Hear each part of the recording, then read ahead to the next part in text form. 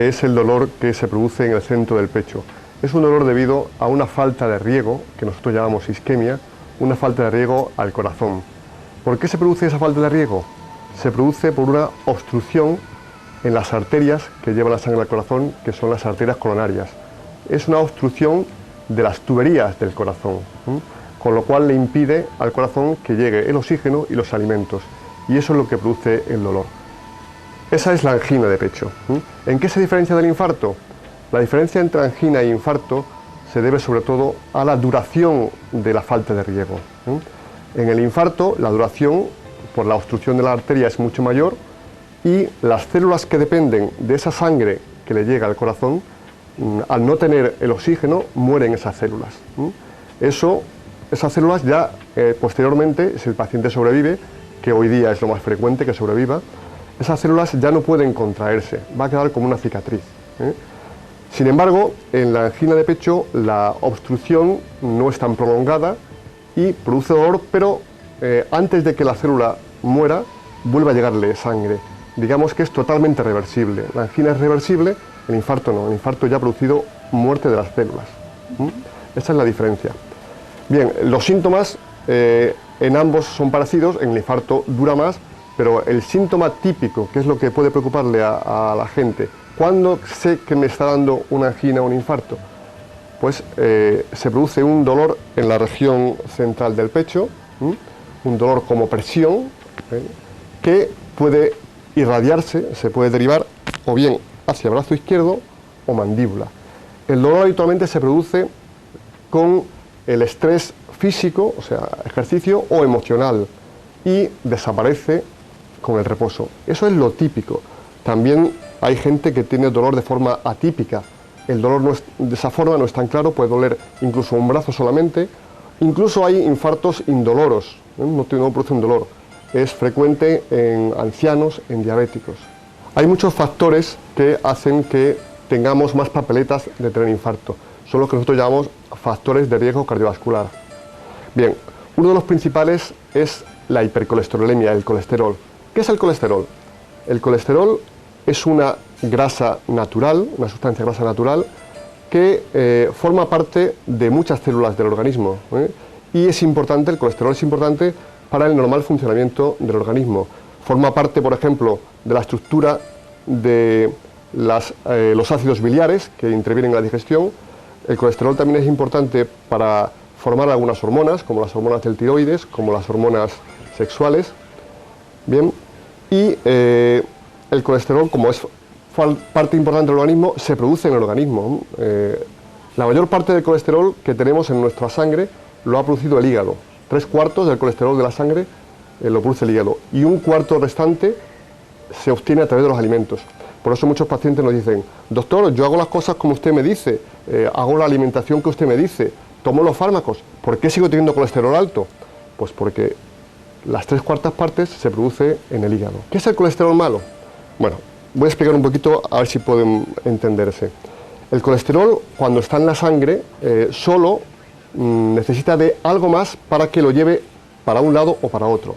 Entonces se une a unas proteínas que se llaman lipoproteínas y según sea de un tipo o de otro, podemos hablar de colesterol malo o colesterol bueno. Bien, cuando el colesterol se une a unas lipoproteínas que se llaman LDL, que la gente ya conoce, tengo el LDL alto. Bien, LDL son las siglas de lipoproteína de baja densidad. Pues cuando el colesterol se une a esas lipoproteínas, tengo aquí una gráfica que a lo mejor me pueden entender. El colesterol, como decía, se forma sobre todo en el hígado y 1/4 viene de los alimentos. Pues cuando el colesterol, que sería esta barra amarillita, se une a una lipoproteína, que este sería el taxi que la lleva, el colesterol, este sería el colesterol malo, pues va a depositarse en las arterias, en la pared de dentro de las arterias, y va a formar placas de grasa. Aquí vemos, esto sería una arteria abierta, y vemos cómo se va depositando poco a poco la grasa hasta que llega a obstruir la arteria, ¿vale? Entonces, si tenemos alto el colesterol malo, que es el LDL, vamos a tener muchas placas de grasa dentro de las arterias y eso va a tener importancia porque podemos llegar a tener un infarto. Existe otro colesterol, que es el colesterol bueno, que hace lo contrario, es el HDL colesterol. Cuando el colesterol se une a esta lipoproteína, al HDL, hace lo contrario, limpia las arterias, coge el colesterol que sobra, lo lleva al hígado para eliminarlo. Entonces, tenemos que intentar tener un colesterol LDL o colesterol malo bajo y un colesterol HDL, que es el colesterol bueno, alto. ¿Qué niveles, para que la gente entienda, de colesterol debemos tener? Cuando hablo primero de colesterol total, que incluye a los dos y también a los triglicéridos, lo normal es que sea menor de 200 miligramos de decilitro en la sangre. Al hacer el análisis debe tener menor de 200. Entre 200 y 240 llamamos colesterol normal-alto. Y cuando es el mayor de 240 es colesterol alto. Cuando hablamos ahora de colesterol malo, el LDL, debemos tener, para que sea un colesterol normal, menor de 100 miligramos de decilitro. Entre 100 y 160 sería un colesterol normal-alto y mayor de 160 sería colesterol malo muy alto. ¿Vale? El colesterol bueno, lo contrario, cuanto más alto mejor. En los hombres debe ser mayor de 35 y en las mujeres mayor de 40. Para bajar el colesterol tenemos tres tipos de tratamientos. Primero, una dieta saludable. Luego, al final, hablaremos de la dieta. Segundo, hacer actividad física, ejercicio físico, ejercicio aeróbico, pasear, andar. ¿Por qué? Porque el ejercicio lo que va a producir es un aumento del colesterol bueno y baja el colesterol malo. Cuando con esos dos métodos no hemos logrado llegar al objetivo que hemos comentado antes, hay que usar fármacos. Ya el médico diría qué tipo de fármacos hay que usar. El tabaco es uno de los factores de riesgo más importantes. ¿Por qué? Porque un paciente fumador tiene 3 veces de riesgo más de tener un infarto que un no fumador. ¿Por qué el tabaco es malo? Dice, sí, todo el mundo dice que el tabaco es malo, pero ¿por qué me afecta a mis arterias? Bien, hay dos componentes del tabaco, como es la nicotina y como es el monóxido de carbono, que dañan las arterias. ¿Qué hace la nicotina? La nicotina hace que se produzca más catecolaminas, que son unas hormonas que tenemos en unas glándulas que están encima de los riñones, las glándulas suprarrenales. Las catecolaminas, ¿qué producen? Producen daño en la arteria por dentro, con lo cual ahí se van a formar trombos para reparar ese daño y pueden obstruir la arteria. Aparte de dañar la arteria por dentro, la nicotina produce espasmos, contracciones de la arteria. Si ese espasmo se produce en la arteria que lleva la sangre al corazón, la coronaria, también nos puede producir un infarto. Aparte, la nicotina en sí aumenta el colesterol malo, disminuye el bueno y hace que sea más fácil formarse coágulos dentro del corazón. Por eso es malo la nicotina. Es más importante, dicen, no, yo es que fumo cigarrillos bajo nicotina. Lo importante no es la cantidad de nicotina que tiene el tabaco, sino lo que tú inhalas. Si me fumas 5 cigarros bajo nicotina es mucho más dañino que 2 con nicotina normal. Es la cantidad de lo que inhalas. El otro componente deleterio malo del tabaco es el monóxido de carbono, que disminuye el aporte del oxígeno al corazón y al resto de los organismos y además también interfiere con una mayor producción de colesterol y también aumenta la agregación de las plaquetas dentro de las tuberías del corazón y puede formar coágulos. La cardiopatía isquémica, que conlleva el infarto y la angina, cada vez se ve más en jóvenes, cada vez más en jóvenes. El tabaco, lógicamente, influye. También otros factores como el estrés. Me comentabas del género, el sexo. Bien, antes de 50 años, la mayoría de los infartos se producen en hombres. ¿Por qué? Porque las hormonas femeninas protegen, en cierta forma, sobre la angina y el infarto, protegen. Por eso es más frecuente ver esa patología en hombres. Después de la menopausia, que las mujeres tienen alteración de sus hormonas, la incidencia de angina e infarto se igualan en hombres y mujeres. O sea, digamos que las mujeres en la edad temprana están protegidas, pero después de la menopausia es igual ya en cuanto a mujer y hombre la incidencia de esta enfermedad. Es importante también, aparte del sexo, los antecedentes familiares. Los antecedentes familiares.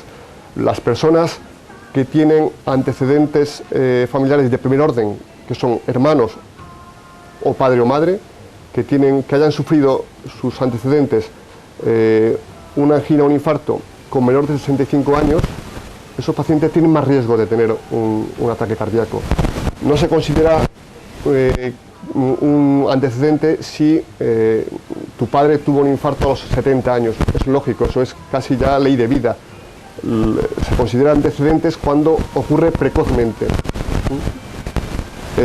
Hay otro factor que no hemos comentado también y me gustaría hablar de él, es la hipertensión. La hipertensión es el tener de forma mantenida elevada la presión arterial. Bien, ¿qué es la presión arterial? La presión arterial es la presión que el corazón ejerce para bombear la sangre por el resto del organismo. Con la edad, las arterias se vuelven más rígidas y el corazón necesita más fuerza para expulsar la sangre, para repartir los alimentos. Bien, el corazón, que es un músculo más, al necesitar más fuerza, digamos que aumenta su masa muscular. Es como cuando hacemos pesas. Si haces pesas, aumenta el bíceps. Pues cuando hay hipertensión, el corazón tiene que ejercer su función, que es bombear la sangre para repartirla por el resto del organismo. Entonces, el corazón tiene más masa muscular. Pero, ¿qué sucede? Que al tener más masa muscular, no le acompaña también más riego sanguíneo. Digamos que tiene un déficit relativo de sangre. Por eso sufre el corazón con la hipertensión. Además, la hipertensión también favorece la arteriosclerosis, que es la producción de grasa dentro de la arteria. Más que prevenir la hipertensión es tratarla.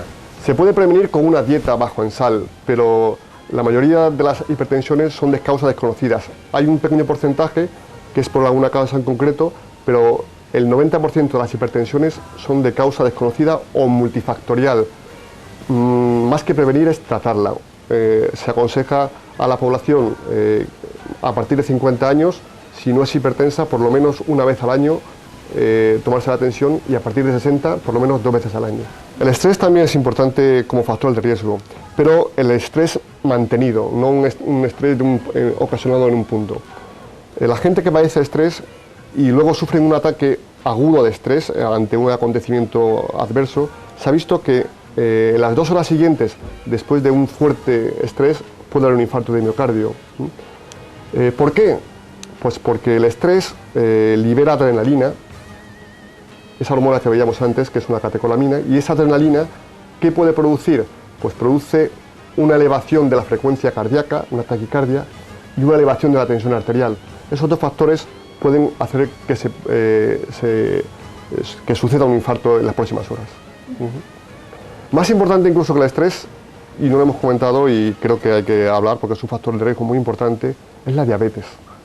Las personas con diabetes tienen un alto riesgo de tener cardiopatía isquémica. ¿Qué es la diabetes? Me gustaría explicar solo a la gente para que lo entienda con palabras llanas. La diabetes es una elevación del azúcar en sangre, de la glucosa. Cuando hacemos unas analíticas vemos cómo está la glucosa. Bien, la glucosa es una forma de azúcar que es, digamos, es la principal fuente de energía del organismo y procede de los alimentos. Cuando comemos cualquier alimento, al tubo digestivo llegan alimentos que se van a descomponer en los 3 nutrientes principales, que son grasas, proteínas y los hidratos de carbono. Los hidratos de carbono son los que van a dar la glucosa, ¿vale?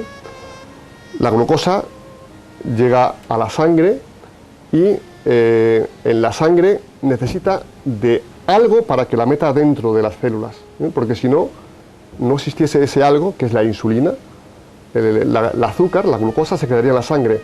Entonces necesita de la insulina, que es una hormona producida en el páncreas, para que le diga a las células: señorita célula, mira, esta es la azúcar que necesitas para tener fuerza, para tener energía. Yo te la presento y tú me dejas entrar al interior. Con lo cual, ¿cuándo hay diabetes? Pues cuando el páncreas no produce la suficiente insulina.